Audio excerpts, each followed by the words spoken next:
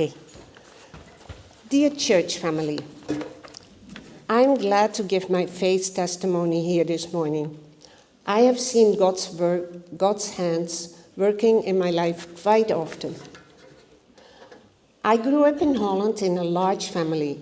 There were 7 kids. I was number 6. We had a nice Christian farming family. After regular school, I became a nurse in Rotterdam. I loved taking care of sick people, trying to help them get better, and I loved working hard. However, after graduating, I moved back to my hometown and lived with my parents again. I was often tired and started other work because of that. After some time, Henk and I had started dating, and we made wedding plans. On our wedding day, I was admitted into the hospital with open tuberculosis. I was sicker than a dog and deteriorated fast. But God didn't take me home, and I was treated in time with antibiotics. Now our wedding was postponed by 3 months. At that time, I had a really nice elder, and he asked, "How can you be so calm about all this?" My reply was that I trusted God and that the text, "Be still and know that I am God," was often on my mind. After Sam and Martin were born in Holland, we made plans to immigrate to Canada. And because of my brother Jake and his wife Anne, we landed in Tabor and have been in the Tabor church for over 42 years. We love this church family. We really appreciated living in Tabor.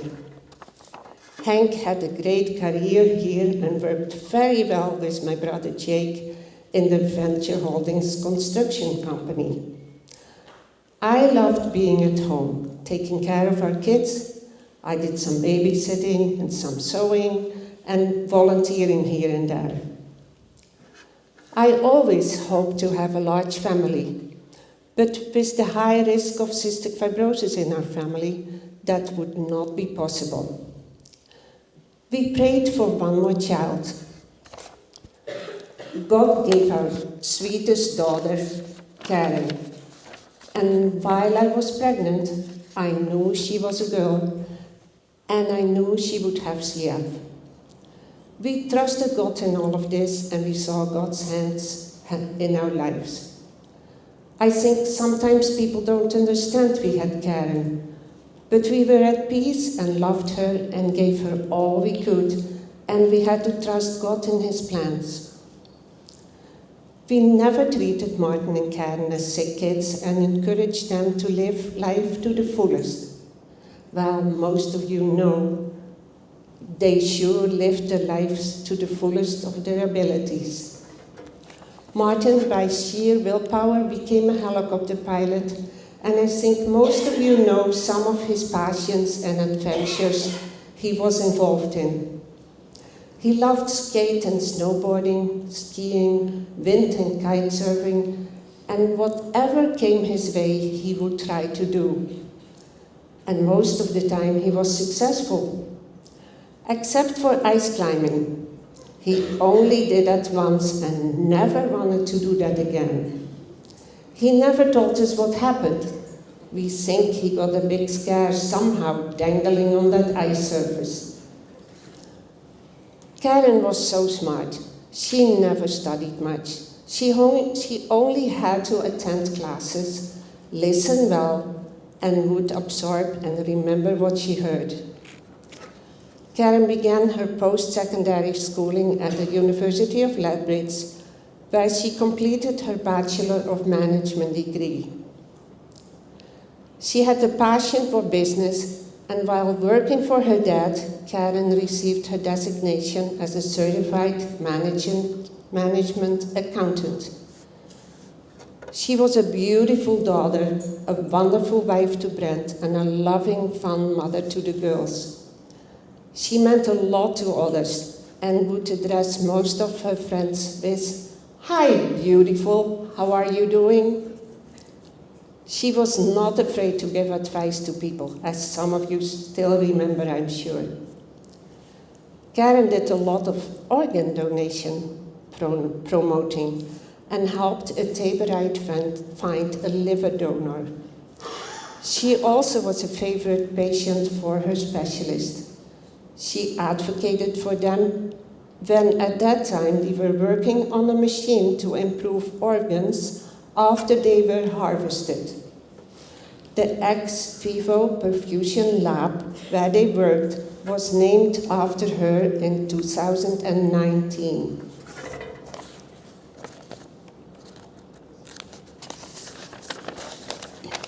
Karen became gradually more ill and received a double lung transplant in 2013.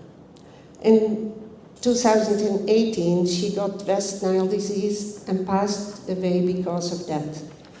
We all miss her dearly. Her love for her family, Brent and the girls, was so amazing. On her gravestone, we wrote, "She enhanced the life of those she touched."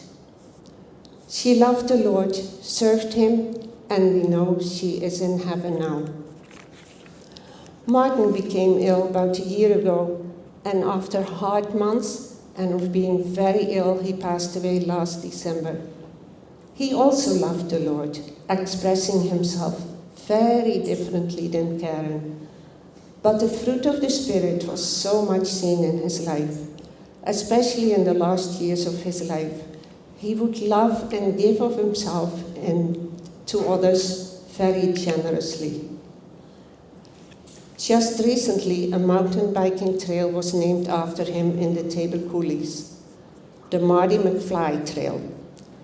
The trailhead has the most creative bike with a beautiful picture of Martin on it. Well done, trail people. In the Crow's Nest Pass, a mountain biking trail he helped develop before he became ill, was named after him, the Smarten Up Trail. Now we go on with God's help, loving Sam, our oldest son, Leslie, and their two boys, Branson and Barrett. We support Janine, our daughter-in-law, and her kids, Noah and Cabrina, as much as we can. Fortunately, we have a place in the Crow's Nest Pass and can be there often. We are so glad to have Brent, Stephanie, Emma, Lily, Kennedy, and Griffin close by. Helping take care of the girls after Karen passed away gave us a purpose and helped us in our grief. We are so glad the girls still like to come over a lot and stay with us. I was most of my life very shy and liked to stay in the background. When Henk was mayor, I knew I had to do something about it and tried hard to shake that shyness. Then after Karen passed away, I thought to myself, throw that shyness out, and I tried it again. Well, over the years it worked somewhat, I think. Otherwise, I would certainly not have stood here today. I thank God for being more open, because being shy is a very big handicap for being a partner, a friend, a mother, a grandmother. Actually, it is a hindrance in all of our relationships. And for sure, it is trouble when it comes to being a witness for the Lord.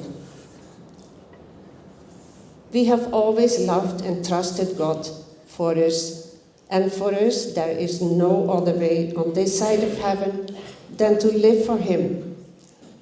We are eager to learn more of God's ways, and Hank and I are talking more about the Lord together and to whomever we meet. We are also trying to witness more to people and show them the way to salvation.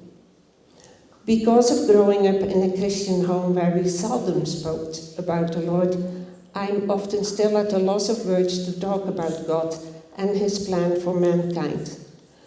But I came to the conclusion that actually Satan is the only one who doesn't like it if we talk about God. Pretty well everyone else is okay with being informed and reminded about God.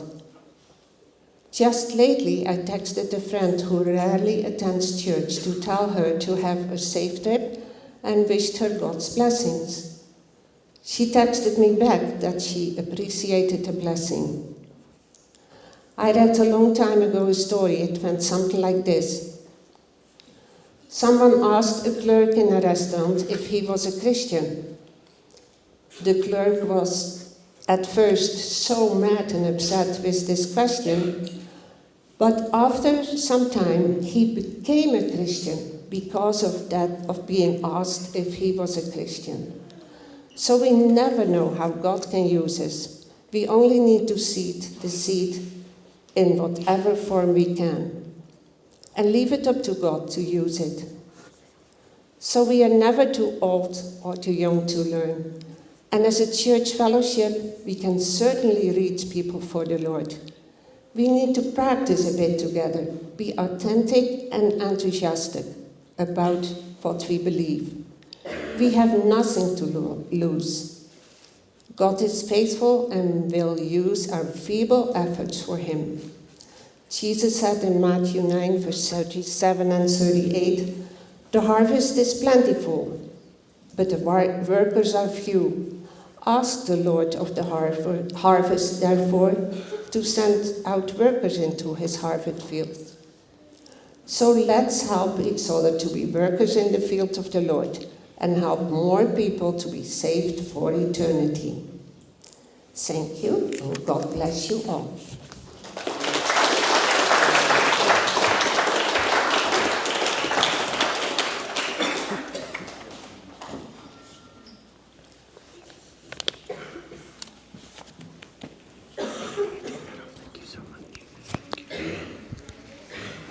Please stand and we'll sing another song.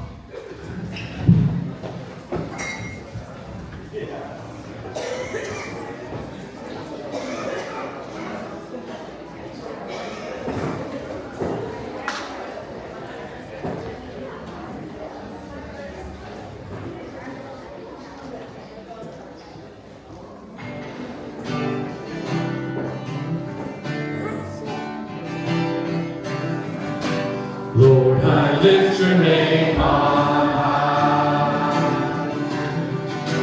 Lord, I love to sing your praises. I'm so glad you're in my life. I'm so glad you came to save us. You came from heaven to earth to show from the earth to the cross, my debt is paid. From the cross to the grave, from the grave to the sky. Lord, I lift your name on high.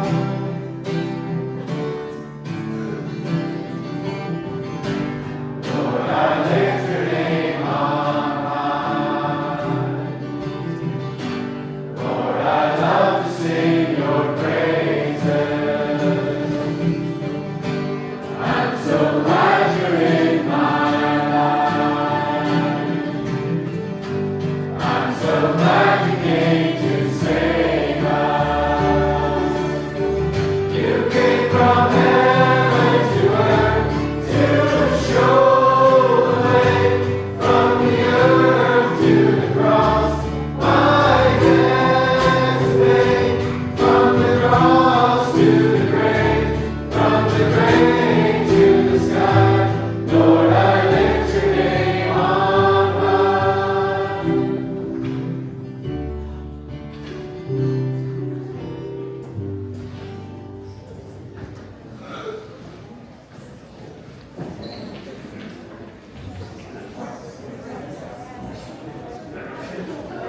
And now we welcome Mrs. Miriam Bekkering to share her story.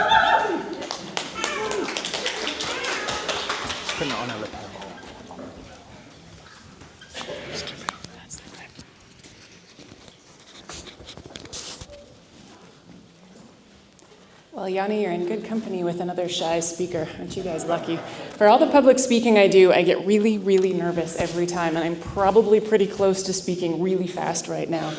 I am going to open up with a verse from Proverbs chapter 16, verse 9. And it says, "In their hearts humans plan their course, but the Lord establishes their steps."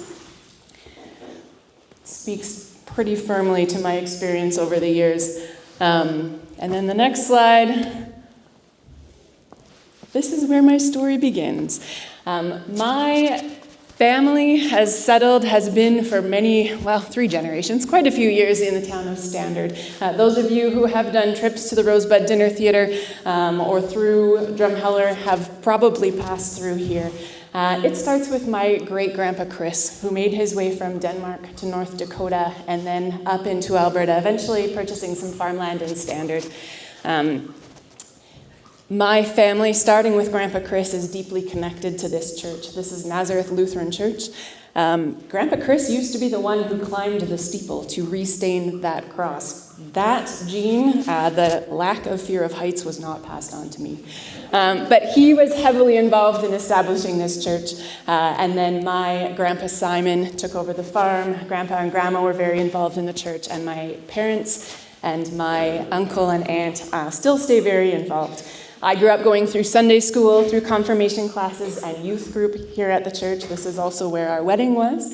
There is a stained glass window that was built just my last year of high school, put in those front windows in the church. And everything chosen in there were representative of people who had passed from our church, people who had been instrumental, and things that in our community were really important. Sunflowers there for my dad's sister, my Auntie Sonia, the granaries or the grain elevators, the wheat fields, and at the bottom, I believe there's some canola stalks as well. Really speaks to the heritage and the history of our area. The first significant challenge, I would say, to my faith was the loss of my dad's sister, my Auntie Sonia. I was in grade 11. She was 51, had gone through a few years of cancer, and that was just a really, really significant event. That was followed a couple years later with the loss of 4 schoolmates over a 3-year period, one older than me, a year older than me, 1 year younger than me, and two years younger than me. We had grown up together, all of us. And so again, really significant loss, and just made not only me, but a number of us ask some questions about God's presence, God's faithfulness. Our church, our community, the families surrounding, were the ones who sort of anchored us and supported and led us through that. The next place that was instrumental in my faith and really planted a seed and developed it was the next slide. Some of you will recognize this place. This is Camp Kyriakis, located on Sylvan Lake. Camp Kyriakis was purchased by a group of people from Dixon, Lutheran Church from Dixon, looking for a site for a Bible camp. They went for a drive. Toward the end of their day, this is 1931, it was purchased. Toward the end of their day, the pastor, the others went home a little bit discouraged. The pastor kept driving, came to a road, came to a gentleman by the name of Nick Isaacson, explained what he was looking for, and Mr. Isaacson said, "I've been waiting for you. This land is for sale. I've wanted it for a Bible camp." And that was the start of Camp Kyriakis. My grandparents were very involved in building the camp as it is, the main lodge. There's a lodge called the Dana Lodge, named after our hometown. Lots of stories about events that happened there. My dad went to Luther League camps, family camps up there, and then I started going there in junior high as a camper, as a youth retreat attendee, as a volunteer, and then I spent 4 summers working as paid staff. So if you are interested in outdoor ministry, I would more than happily encourage you to go into that field.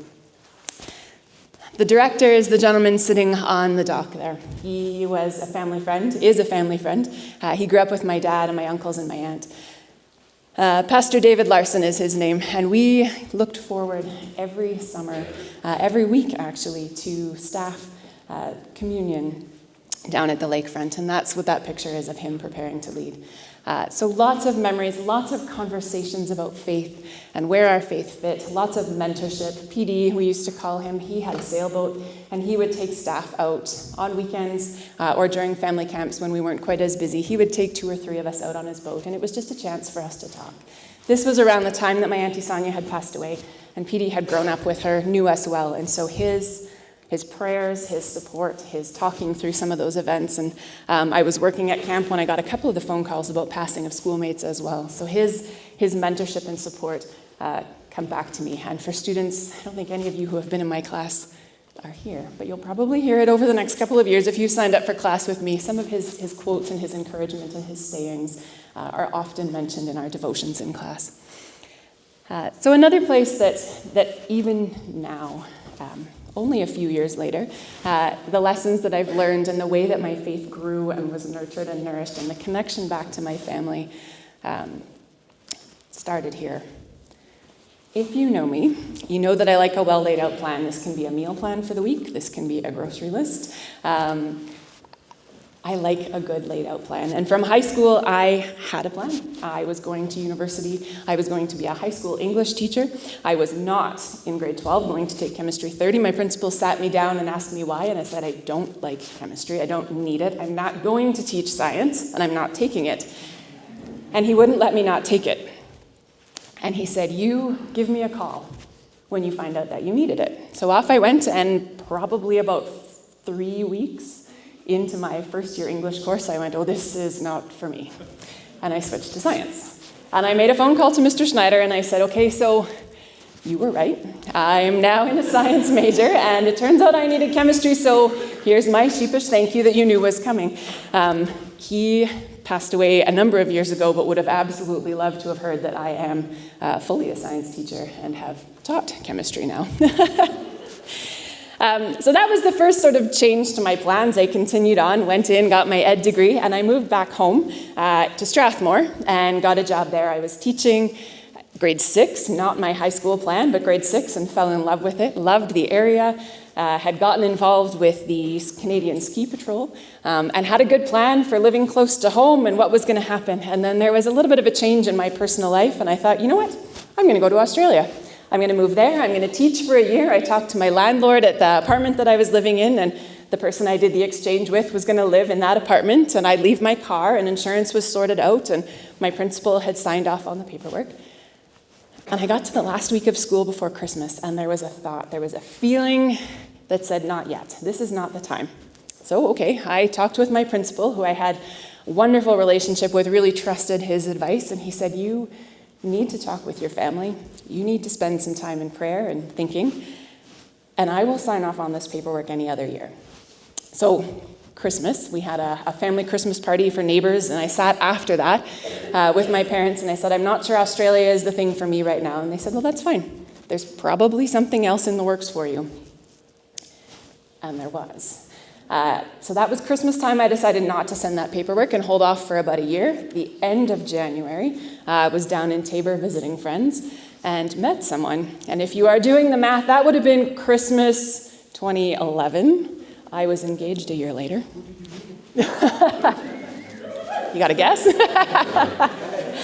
And I landed a job teaching grade 3 and 4, again, or 4 and 5, not on my top priority list of grades that I would have planned to teach, but I found myself at Tabor Christian School.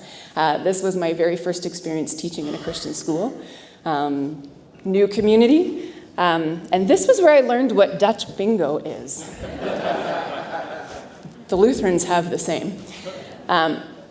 This is also where my Dutch bingo and my Danish bingo crossed over. We learned not too much before we got married that my grandfather had been very good friends with Hans Visser and had actually met James's dad, Henry. Shortly after a car accident he'd been in, serving with Hans on Irrigation Council in southern Alberta. So a little bit of a crossover, and I have found more and more that through my jobs in outdoor ministry, through my connections to campus ministry, there is definitely a Dutch and Danish bingo crossover. There is a CRC and Lutheran Church bingo crossover, and I always look forward to seeing what connections I can make wherever I go. After I had my kids, I left teaching. I had another plan. I was going to be a stay-at-home mom. There was going to be lots of things that I would find to do until I got a phone call. 2020, January-ish, it was a phone call saying, I'm really not supposed to tell you this, but there's going to be a high school opening and I think you should apply. that was not in my plans either. And so after a lot of thought and a lot of conversation with James, conversation with my family, conversation with the people I trust, I thought, yep, I'm going to throw my name in and we'll just see what happens, because my history has been, I make a great plan and God has a different plan for me, so why not? Last change to plans, I had no intentions of looking into the administrative part of education, but here I am looking at that and getting started on that. I could keep going, and I could go into more stories, but by far what I have learned over the years is that I can make all the well-thought-out and well-intentioned plans that I want, but God's plan for my life is very different. And I have learned far greater than any plans I could put into place myself. There's a greater vision, and it stretches further than just what I can see and what I can imagine. Last slide. Here's a quote that I came across on Instagram one day, and it says that even more important than what we do is who we are becoming along the way. And I don't know that I necessarily see all of the changes in me, but I know that my parents have seen that. People who have known me over the years have seen that change. We can get really, really wrapped up in what am I going to accomplish? What have I done with my life? But I would argue that the bigger question is, who are we becoming? The reflection with this particular quote that was posted to Instagram says this: the life of a Christian is not so much about what you accomplish, but rather that you are becoming more like Jesus each day. Embrace the grace-filled journey of seeking the things of God and learning to live dependent on Him. And as you do, you will be transformed into His likeness, one degree of glory at a time.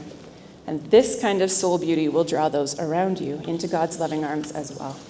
And I am learning that God's story is one of faithfulness, faithfulness over generations, faithfulness over our lifetimes, and one of His work in us. And I am learning to maybe let go of some of that control, some of that planning that I like to do, and watch and listen for those nudges and those pieces of advice and those phone calls that send me in a direction maybe different than I would have planned. Thank you.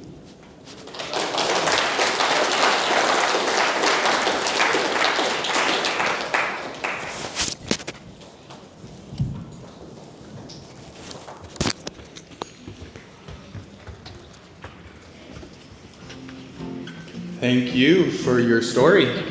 We'll carry on with one more song, and then we'll just have a few instructions as we wrap up.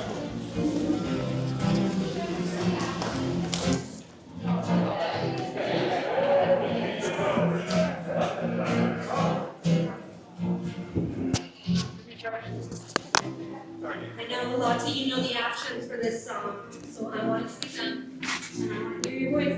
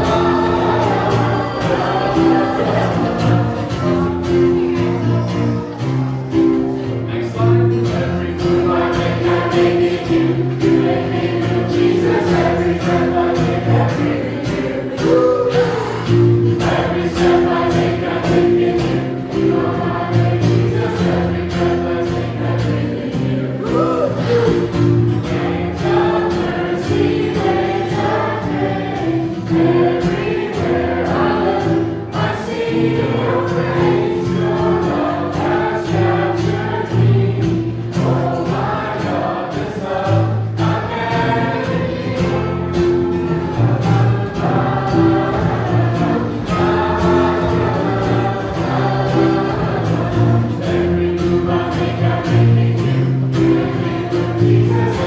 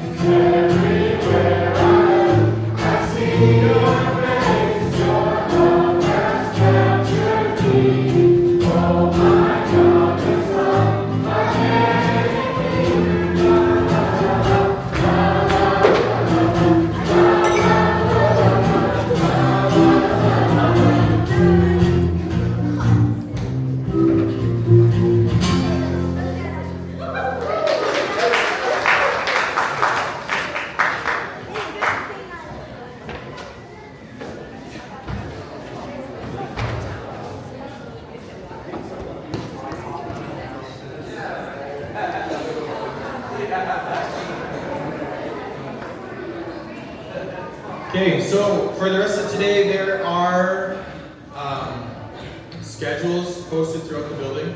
There are a few different things like big swing, wagon ride, and things like that I think are no longer happening. So I think next on our list up is we're just kind of heading down and hanging out for coffee and need a nap or something. And then we'll talk with the SABC staff to see what they have planned for the kids. And then we'll make an announcement that way. But yeah, enjoy the rest of your morning, the rest of your day, and we'll see you back here tonight.